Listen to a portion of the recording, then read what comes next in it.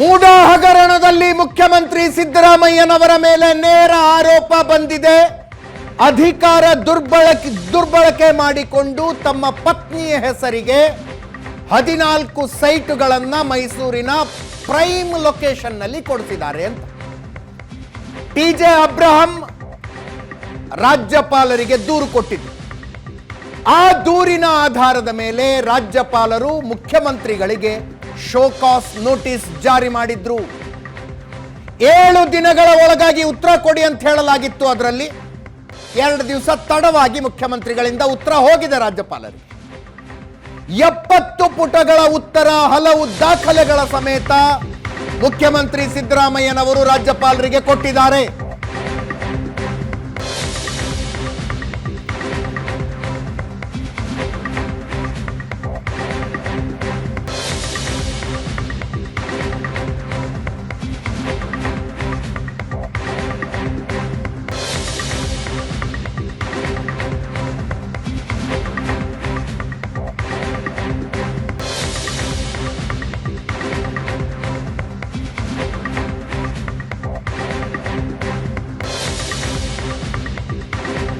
ಶನಿವಾರನೇ ಉತ್ತರ ಕೊಟ್ಟಿದ್ದಾರೆ ಮುಖ್ಯಮಂತ್ರಿ ಸಿದ್ದರಾಮಯ್ಯನವರು ರಾಜ್ಯಪಾಲರಿಗೆ. ಹಲವು ದಾಖಲಾತಿಗಳು, ಸುಪ್ರೀಂ ಕೋರ್ಟ್ನ ಕೆಲವು ತೀರ್ಪುಗಳು, ಹೈಕೋರ್ಟಿನ ತೀರ್ಪುಗಳನ್ನು ಉಲ್ಲೇಖಿಸಿ ಕೊಟ್ಟಿದ್ದಾರೆ. ನನ್ನ ಪತ್ನಿ ನಿವೇಶನ ಪಡೆದಿರುವುದು ನ್ಯಾಯಸಮ್ಮತವಾಗಿದೆ ಅನ್ನೋದು ಅವರ ವಾದ.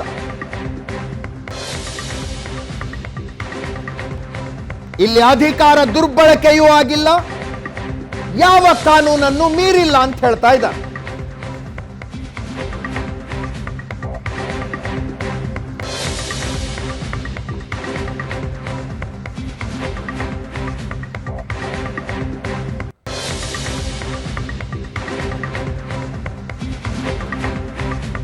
ಮುಖ್ಯ ಕಾರ್ಯದರ್ಶಿ ಅವರು ಕೊಟ್ಟಿರುವ ಎಲ್ಲಾ ದಾಖಲೆಗಳನ್ನು ಪರಿಶೀಲಿಸಿ, ಜೊತೆಗೆ ದೂರುದಾರ ಟಿಜೆ ಅಬ್ರಹಂ ಪೂರ್ವಾಪರ ಇಡೀ ರಾಜ್ಯಕ್ಕೆ ಗೊತ್ತಿದೆ. ಅಂಥವರು ಕೊಟ್ಟ ದೂರಿನ ಆಧಾರದ ಮೇಲೆ ನೀವು ನನಗೆ ಶೋಕಾಸ್ ನೋಟಿಸ್ ಕೊಟ್ಟಿರೋದು ಸಮಂಜಸ ಅಲ್ಲ ಅಂತ ರಾಜ್ಯಪಾಲರಿಗೆ ಹೇಳ್ತಾ ಇದ್ದಾರೆ ಮುಖ್ಯಮಂತ್ರಿಗಳು.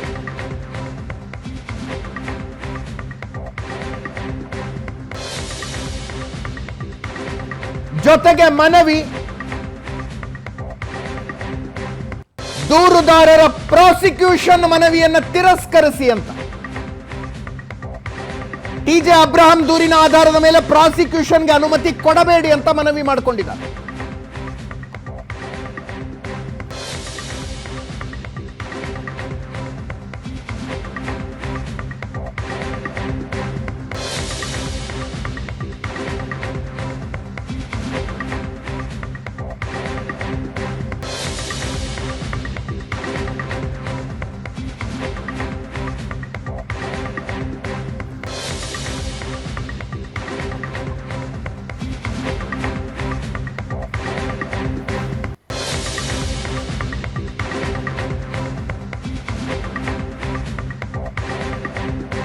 ಒಂದು ಕಡೆ ಗವರ್ನರ್ ಥಾವರ್ ಚಂದ್ ಗೆಹ್ಲೋಟ್ ಅವರ ಎದುರು ಟಿಜೆ ಅಬ್ರಹಂ ಕೊಟ್ಟಿರುವ ದೂರಿದೆ.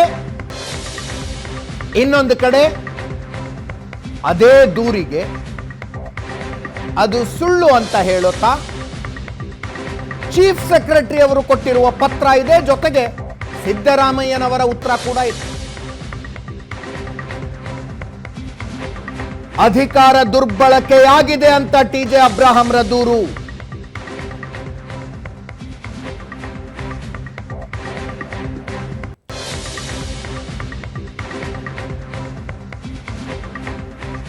ಅಧಿಕಾರ ದುರ್ಬಳಕೆಯಾಗಿಲ್ಲ, ನಡೆದಿರುವುದೆಲ್ಲ ನ್ಯಾಯಬದ್ಧವಾಗಿದೆ ಅಂತ ಮುಖ್ಯಮಂತ್ರಿಗಳು ಹಾಗೂ ಚೀಫ್ ಸೆಕ್ರೆಟರಿ ಅವರ ವಿವರಣೆ.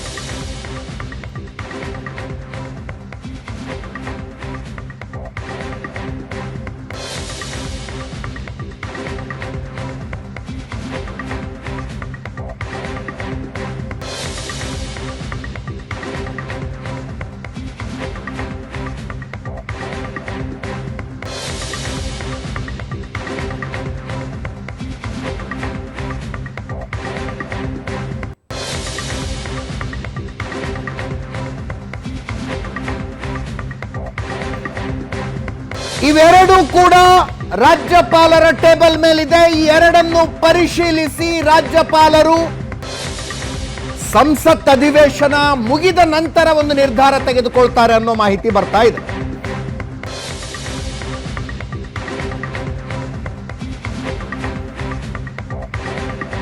ಪ್ರಾಸಿಕ್ಯೂಷನ್ಗೆ ಅನುಮತಿ ಕೊಡಬೇಕೋ ಕೊಡಬಾರದು ಅನ್ನುವ ನಿರ್ಧಾರವನ್ನ ಸಂಸತ್ ಅಧಿವೇಶನ ಮುಗಿದ ಬಳಿಕ ತೆಗೆದುಕೊಳ್ಳಲಾಗುತ್ತೆ. ಅಲ್ಲಿ ತನಕ ರಾಜ್ಯಪಾಲರು ಇನ್ನೂ ಹಲವು ಸುತ್ತಿನ ಕಾನೂನು ಸಲಹೆ ಪಡೀತಾರಂತೆ.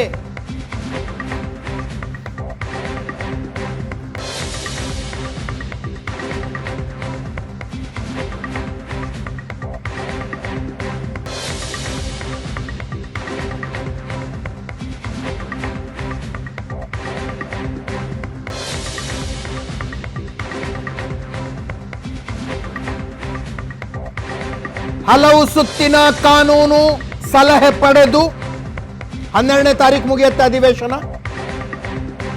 ಅದಾದ ನಂತರ ರಾಜ್ಯಪಾಲರು ಪ್ರಾಸಿಕ್ಯೂಷನ್ಗೆ ಕೊಡಬೇಕೋ ಕೊಡಬಾರದು ಅಂತ ನಿರ್ಧಾರ ತೆಗೆದುಕೊಳ್ತಾರೆ.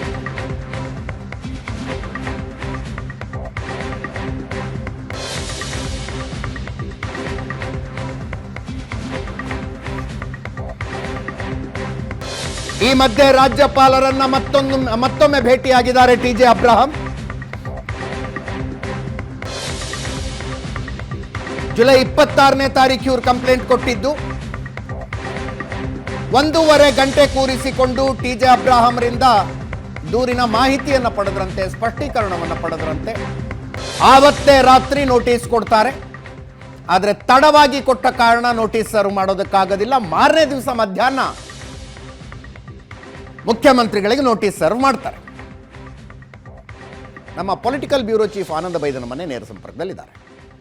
ಆನಂದ, 70 ಪುಟಗಳ ಸ್ಪಷ್ಟೀಕರಣ ದಾಖಲೆಗಳ ಸಮೇತ ಏನರ ಐಡಿಯಾ ಇದೆಯಾ ಅಂದರೆ ಅದರಲ್ಲಿ ಏನೇನು ಬರೆದಿದ್ದಾರೆ, ಯಾವ ರೀತಿಯಾಗಿ 14 ಸೈಟ್ಗಳು ಅವರ ಪತ್ನಿಗೆ ಬಂದಿದ್ದನ್ನು ಸಮರ್ಥಿಸಿಕೊಂಡಿದ್ದಾರೆ ಅಂತ? ಅಜಿತ್, ರಾಜ್ಯಪಾಲರಿಗೆ ಮುಖ್ಯಮಂತ್ರಿ ಸಿದ್ದರಾಮಯ್ಯವರು ಕೊಟ್ಟಿರತಕ್ಕಂಥ ಏನು ಉತ್ತರ ಇದೆ, ಇದು ಬಹುತೇಕ ಬಹಿರಂಗಗೊಂಡಿರತಕ್ಕಂಥ ವಿವರಗಳನ್ನು ಒಳಗೊಂಡಿರುವಂಥ ವರದಿ ಅನ್ನುವಂಥ ಮಾಹಿತಿ ಇದೆ. 26ರಂದು ವಿಧಾನಸೌಧದಲ್ಲಿ ತುಂಬಿದ ಒಂದು ಕಿಕ್ಕಿರದ ಪತ್ರಿಕಾಗೋಷ್ಠಿಯಲ್ಲಿ ಕೆಲವೊಂದಷ್ಟು ಪ್ರಮುಖ ಮಾಹಿತಿಗಳನ್ನು ಮುಖ್ಯಮಂತ್ರಿ ಸಿದ್ದರಾಮಯ್ಯವರು ಬಹಿರಂಗಪಡಿಸಿದರು. ಅದರಲ್ಲಿ ಮಾಹಿತಿಗಳನ್ನು ಹೇಳೋ ಜೊತೆಗೆ ಯಾವ ರೀತಿ ಜಮೀನು ತಮಗೆ ಬಂತು ಅನ್ನೋದ್ರ ಬಗ್ಗೆ ಅವರು ವಿವರ ಕೊಟ್ಟಿದ್ದರು ಮತ್ತು ಎಲ್ಲೂ ಕಡೆ ತಮ್ಮ ಅಧಿಕಾರ ದುರುಪಯೋಗ ಆಗಿಲ್ಲ ಅಂತಕ್ಕಂಥದ್ದನ್ನು ಸಮಜಾಯಿಸಿ ಕೊಡೋ ಪ್ರಯತ್ನವನ್ನು ಕೂಡ ಮುಖ್ಯಮಂತ್ರಿಗಳು ಮಾಡಿದರು. ಈ ಎಲ್ಲ ಸಂಪೂರ್ಣವಾಗಿರ್ತಕ್ಕಂಥ ಮಾಹಿತಿಯನ್ನು ಕೂಡ ರಾಜ್ಯಪಾಲರು ಕೊಟ್ಟಿದ್ದಾರೆ ಅನ್ನುವಂಥ ಮಾಹಿತಿ ಈಗ ಲಭ್ಯ ಆಗ್ತಾ ಇದೆ.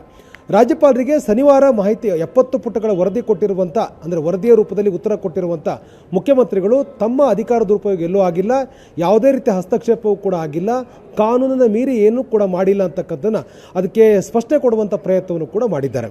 ಇನ್ನೊಂದು ಬಹಳ ಮುಖ್ಯವಾಗಿ ದೂರಿನಲ್ಲಿ, ಅಂದರೆ ಅಬ್ರಹಾಂ ಕೊಟ್ಟಿರತಕ್ಕ ದೂರಲ್ಲಿರತಕ್ಕಂಥ ಬಹುತೇಕ ಅಂಶಗಳಿಗೆ ಒಂದು ರೀತಿ ಸಮಜಾಯಿಷಿ ಕೊಡುವ ರೀತಿಯಲ್ಲಿ ಸ್ಪಷ್ಟನೆ ಕೊಡುವ ರೂಪದಲ್ಲಿ ಪ್ರಮುಖವಾಗಿರ್ತಕ್ಕಂಥ ದಾಖಲೆಗಳನ್ನು ಕೂಡ ಕೊಟ್ಟಿದ್ದಾರೆ ಅನ್ನುವಂಥ ಮಾಹಿತಿ ಲಭ್ಯ ಆಗ್ತಾ ಇದೆ.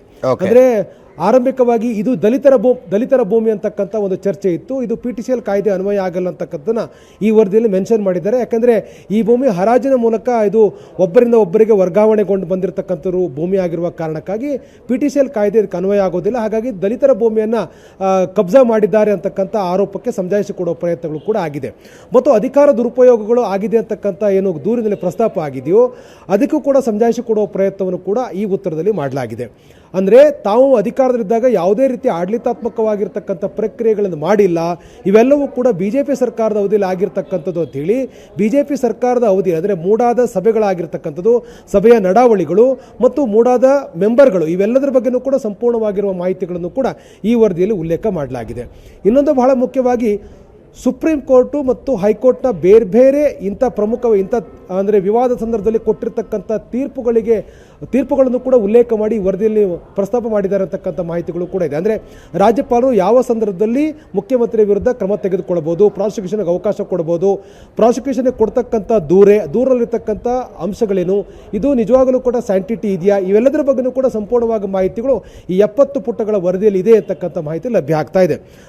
ಒಟ್ಟಲ್ಲಿ ಏನು 26ರಂದು ವಿಧಾನಸೌಧದಲ್ಲಿ ಮುಖ್ಯಮಂತ್ರಿ ಸಿದ್ದರಾಮಯ್ಯನವರು ಪತ್ರಿಕಾಗೋಷ್ಠಿ ಮಾಡೋದ್ರ ಮೂಲಕ ಪ್ರಮುಖವಾದಂಥ ಮಾಹಿತಿಗಳ ಜನರಿಗೆ ತಲುಪಿಸುವಂಥ ಪ್ರಯತ್ನ ಮಾಡಿದರು. ಆ ಎಲ್ಲ ಅಂಶಗಳನ್ನು ಒಳಗೊಂಡಂತೆ ಸುಪ್ರೀಂ ಕೋರ್ಟ್ ಮತ್ತು ಹೈಕೋರ್ಟ್ನ ಕೆಲವೊಂದಷ್ಟು ಜಡ್ಜ್ಮೆಂಟ್ಗಳು ಅಥವಾ ಕೆಲವೊಂದಷ್ಟು ತೀರ್ಪುಗಳ ಏನು ಆದೇಶ ಪ್ರತಿಗಳನ್ನು ಇಟ್ಟುಕೊಂಡು ವರದಿಯನ್ನು ಕೊಟ್ಟಿದ್ದಾರೆ ಅನ್ನುವಂಥ ಮಾಹಿತಿಗಳು ಕೂಡ ಲಭ್ಯ ಆಗ್ತಾ ಇದೆ. ಇವೆಲ್ಲ ಒಂದು ಕಡೆ ಆಗಿದ್ದರೆ ರಾಜ್ಯಪಾಲರು ಈ ವಿಚಾರದಲ್ಲಿ ಯಾವ ನಿರ್ಧಾರ ತೆಗೆದುಕೊಳ್ತಾರೆ ಅನ್ನೋದು ಕೂಡ ಬಹಳ ಪ್ರಮುಖ ಆಗುತ್ತೆ. ಯಾಕಂದರೆ ಮುಖ್ಯಮಂತ್ರಿಗಳು ಕೊಟ್ಟಿರ್ತಕ್ಕಂಥ ವರದಿ ಒಂದು ಕಡೆ ಸಚಿವ ಸಂಪುಟ ತೆಗೆದುಕೊಂಡು ನಿರ್ಣಯದ ಕಾಪಿಯು ಕೂಡ ಒಂದು ಕಡೆ ಇದೆ, ಇನ್ನೊಂದು ಕಡೆ ಮುಖ್ಯ ಕಾರ್ಯದರ್ಶಿಗಳು ಕೂಡ ವರದಿಯನ್ನು ಕೊಟ್ಟಿದ್ದಾರೆ.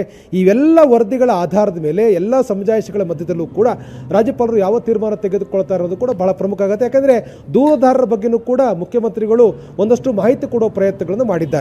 ದೂರುದಾರರ ನೈಜತೆಗಳನ್ನು ಪ್ರಶ್ನೆ ಮಾಡುವಂಥ ಕೆಲಸವನ್ನು ಕೂಡ ಮಾಡಲಾಗಿದೆ. ಅಂದರೆ ದೂರುದಾರರ ಬಗ್ಗೆ ಆಕ್ಷೇಪಾರ್ಹವಾಗಿರ್ತಕ್ಕಂಥ ವಿವರಗಳಿದೆ ಅಂತಕ್ಕಂಥದ್ದನ್ನು ಬೇರೆ ಬೇರೆ ಪ್ರಕರಣಗಳಲ್ಲಿ ಅಬ್ರಾಹ್ಮರ ಬಗ್ಗೆ ಇದ್ದಂಥ ಆರೋಪಗಳ ಬಗ್ಗೆಯೂ ಕೂಡ ಉಲ್ಲೇಖ ಮಾಡಿ ವರದಿಯಲ್ಲಿ ಮೆನ್ಷನ್ ಮಾಡಿದ್ದಾರೆ ಅನ್ನುವಂಥದ್ದು ಮಾಹಿತಿಗಳು ಕೂಡ ಲಭ್ಯ ಆಗ್ತಾ ಇದೆ. ಹಾಗಾಗಿ ದೂರುದಾರರ ಬಗ್ಗೆ, ದೂರಿನ ಬಗ್ಗೆ, ದೂರದಲ್ಲಿ ಪ್ರಸ್ತಾಪ ಆಗಿರ್ತಕ್ಕಂಥ ವಿವರಗಳ ಬಗ್ಗೆ, ಇಡೀ ಪ್ರಕರಣದ ಬಗ್ಗೆ, ಸುಪ್ರೀಂ ಕೋರ್ಟ್ ಮತ್ತು ಹೈಕೋರ್ಟಲ್ಲಿ ಬಂದಿರತಕ್ಕ ಕೆಲವೊಂದಷ್ಟು ಪ್ರಮುಖವಾದ ತೀರ್ಪುಗಳ ಬಗ್ಗೆ, ಇವೆಲ್ಲದರ ಬಗ್ಗೆ ಏನು ಅಂದರೆ ಹಿರಿಯ ನ್ಯಾಯವಾದಿಗಳು ಕೊಟ್ಟಿರ್ತಕ್ಕಂಥ ಸಲಹೆಯ ಆಧಾರದ ಒಂದು ಬೆಳವಣಿಗೆಯನ್ನು ನಾನು ಗಮನಿಸ್ತಾ ಇರೋದು ಆನಂದ್, ಇದರಲ್ಲಿ ಏನಂದ್ರೆ TJ ಅಬ್ರಹಾಂ ಒಂದಷ್ಟು ದಾಖಲೆಗಳನ್ನ ಕೊಟ್ಟಿದ್ದಾರೆ. ಆ ದಾಖಲೆಗಳು ಸುಳ್ಳು, ಫೋರ್ಜ್ಡು, ಫ್ಯಾಬ್ರಿಕೇಟೆಡ್ ಅಂತೇನು ಮುಖ್ಯಮಂತ್ರಿಗಳು ಹೇಳ್ತಾ ಇಲ್ಲ. ಮುಖ್ಯಮಂತ್ರಿಗಳು ಪತ್ರಿಕಾಗೋಷ್ಠಿಯಲ್ಲಿ ಬಿಡುಗಡೆ ಮಾಡಿರುವ ದಾಖಲೆಗಳೇನೋ ಫೋರ್ಜ್ಡು, ಸುಳ್ಳು ಅಂತೇನು TJ ಅಬ್ರಹಾಂ ಹೇಳ್ತಾ ಇಲ್ಲ. ಅಲ್ಲಿಗೆ ಒಬ್ಬರ ದಾಖಲೆಗಳನ್ನು ಒಬ್ಬರು ಒಪ್ಕೊಂಡಂಗಾಗಿದೆ. ಎಸ್, ಖಂಡಿತವಾಗಲೂ ಕೂಡ ಅಂದರೆ ಒಂದೊಂದು ಗಮನಿಸಬೇಕು. ಇಲ್ಲಿ ಎರಡು ವ್ಯಕ್ತಿಗಳು ಅಂದರೆ ಮುಖ್ಯಮಂತ್ರಿಗಳು ಅಬ್ರಾಹು ಪ್ರತ್ಯೇಕವಾಗಿ ದಾಖಲೆಗಳನ್ನು ಬಿಡುಗಡೆ ಮಾಡುವಂಥ ಪ್ರಯತ್ನಗಳನ್ನು ಮಾಡಿದ್ದಾರೆ.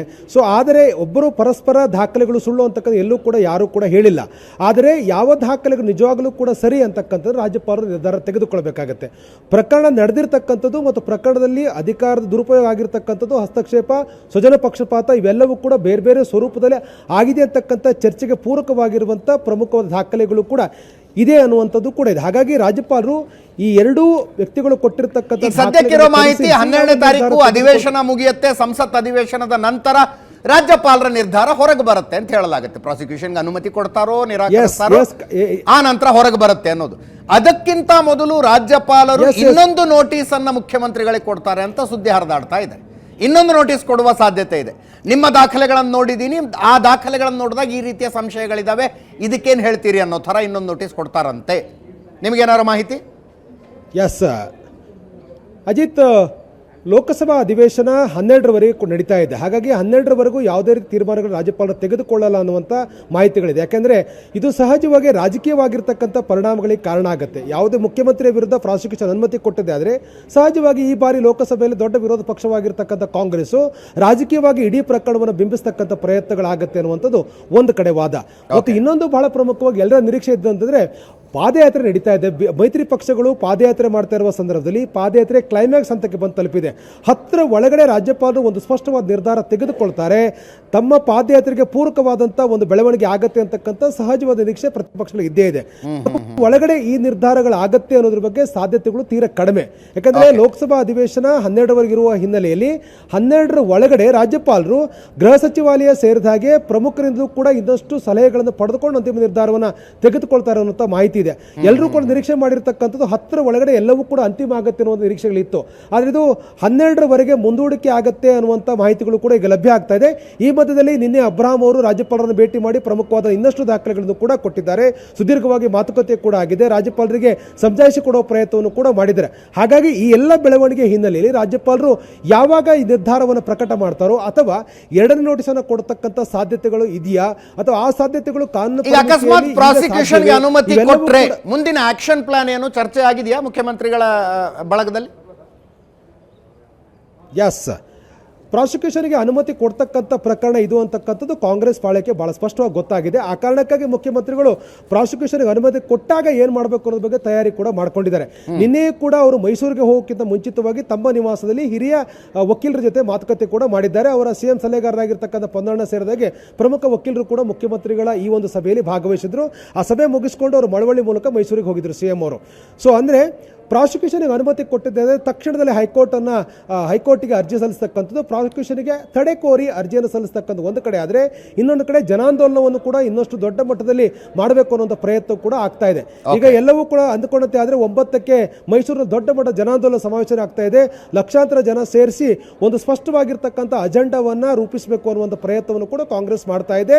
ಅಂದರೆ ಮುಖ್ಯಮಂತ್ರಿಗಳ ವಿರುದ್ಧ ನಡೀತಾ ಇರತಕ್ಕಂಥ ಷಡ್ಯಂತ್ರ ಅನ್ನೋ ರೀತಿಯಲ್ಲಿ ಒಂದು ಸಂದೇಶ ಕೊಡ್ತಕ್ಕಂಥ ಪ್ರಯತ್ನವನ್ನು ಮುಖ್ಯಮಂತ್ರಿಗಳು ಮಾಡೋರಿದ್ದಾರೆ. ಆ ಕಾರಣಕ್ಕಾಗಿ ಅವರು 9ರ ಸಮಾವೇಶದಲ್ಲಿ ಸ್ವತಃ ಮುಖ್ಯಮಂತ್ರಿಗಳೇ ಭಾಗವಹಿಸ್ತಾ ಇದ್ದಾರೆ. ಇದು ಒಂದು ಕಡೆ ಆದರೆ, ಇನ್ನೊಂದು ಕಡೆ ಕಾನೂನು ಪರಿಮಿತಿ ಒಳಗಡೆ ಏನೇನು ಸಾಧ್ಯವೋ ಎಲ್ಲವನ್ನೂ ಕೂಡ ಮಾಡಲಿಕ್ಕೆ ಸಿದ್ದರಾಮಯ್ಯ ರೆಡಿ ಆಗಿದ್ದಾರೆ.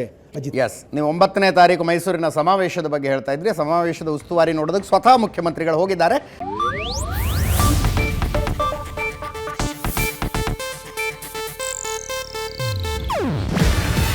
ಇದು ಏಷ್ಯಾನೆಟ್ ನ್ಯೂಸ್ ನೆಟ್ವರ್ಕ್ ಪ್ರಸ್ತುತಿ. ನೀವು ನೋಡ್ತಿದ್ದೀರಾ ಏಷ್ಯಾನೆಟ್ ಸುವರ್ಣ ನ್ಯೂಸ್.